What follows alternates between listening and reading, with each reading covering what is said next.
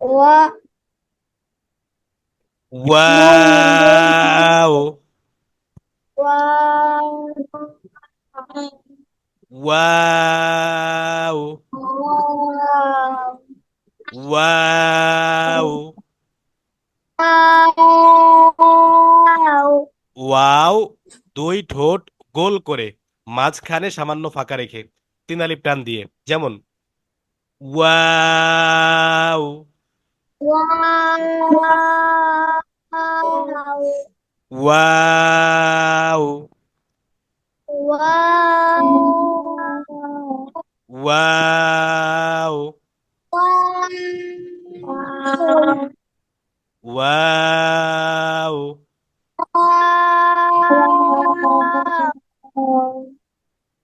রাকিন বলো তো।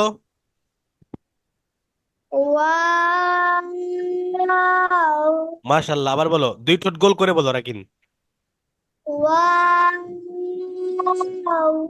ওয়া, আমার দিকে খেয়াল করো তো একটু। ওয়াও। মাশাল্লাহ। ফাবিহা বলো।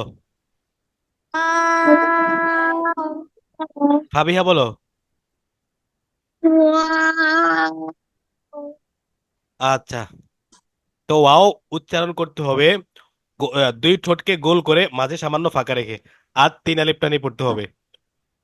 ওয়াও, ওয়াও, ওয়াশামসি,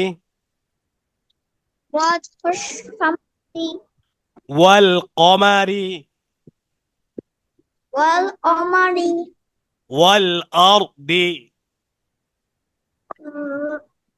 والقمر আচ্ছা, এরপরে দেখো হা, সহজ একটি অক্ষর হা।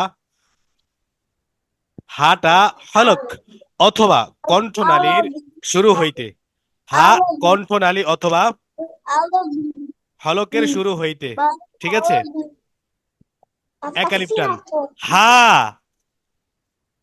ها হা, ها হা, ها হা। ها হয়াকার হা, ওই হার মতো কিছুটা, হ্যাঁ, একবারে সহজ একটা হা। আমরা হা হা করে হাসি বা হা হা করি, সেই হায়ের মতো কিছুটা, ঠিক আছে, নর্মাল হা। হা, ها হা,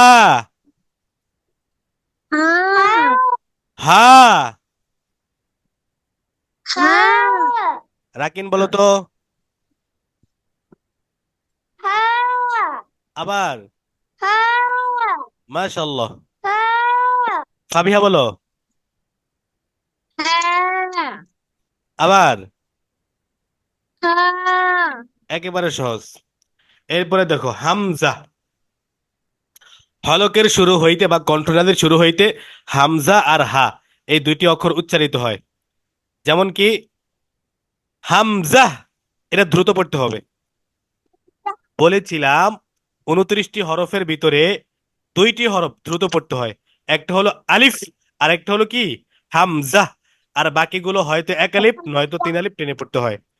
হামজা, حمزة হামজা, حمزة حمزة হামজা, حمزة হামজা। حمزة حمزة দেখো হাম যা, জিম দিয়ে এটা বলা যাবে না, এটা ভুল। হাম যা বলা যাবে না, বলতে হবে যা দিয়ে। হামজা, হামজা না, হামজা। حمزة মাশাল্লাহ, রাকিনের হচ্ছে আস্তে আস্তে। হামজা, حمزة হামজা। حمزة রাকিন বলো তো। حمزة হামজা,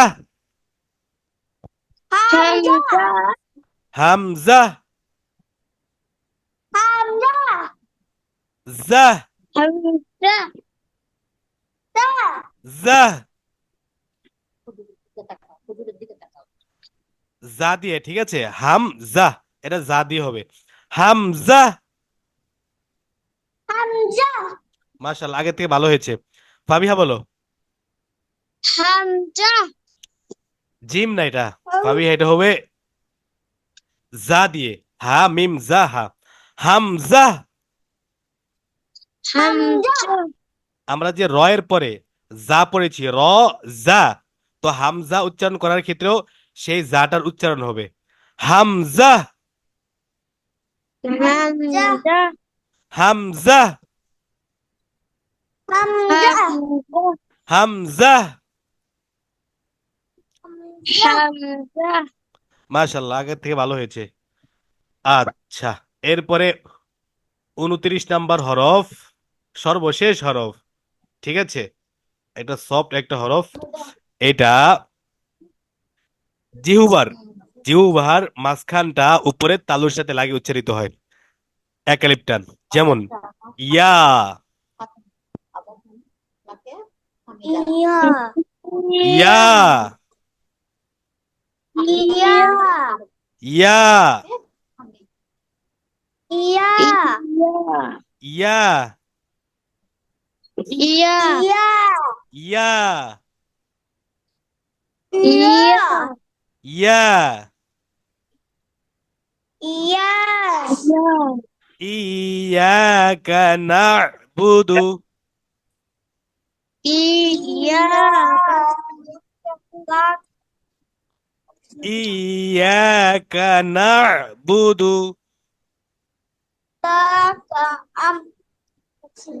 ওয়া ইয়াকা। ওয়া ইয়াকা।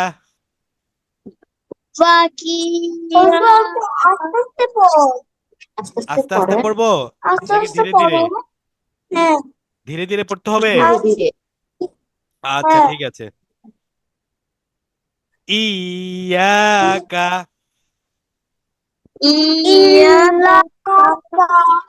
ইয়া। ইয়াকা। মাশাআল্লাহ। ইয়া আইয়ুহাল।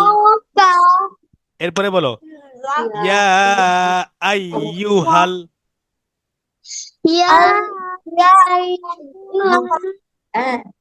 আচ্ছা, আবার বলো ইয়া। ইয়া।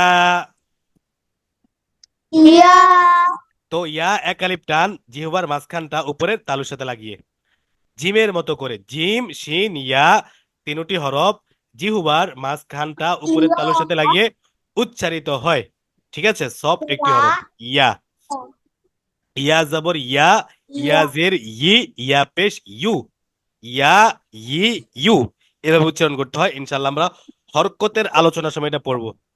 তো আজকে আমাদের 29টি হরফের চিত্র সহকারে মাখরাজের সাথে আমাদের পড়াটা শেষ হলো। ঠিক আছে, চিত্র সহকারে প্র্যাকটিক্যালি মাখরাজ সহকারে আমাদের মস্কোটা শেষ হয়ে গেল, বা 29টি হরফের উচ্চারণটা পড়া শেষ হলো।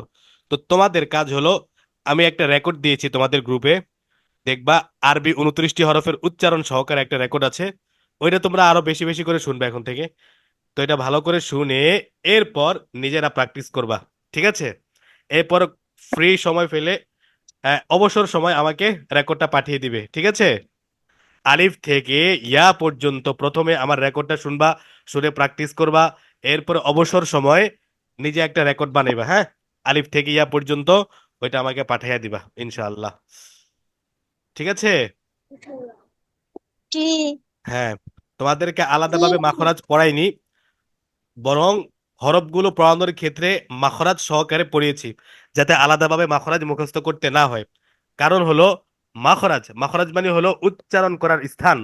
তো এটা যদি আলাদাভাবে পড়ানো হয়, ওই মাখরাজগুলো ঠিকই মুখস্থ থাকে, কিন্তু হরফ উচ্চারণটা ঠিকঠাক মতো হয় না।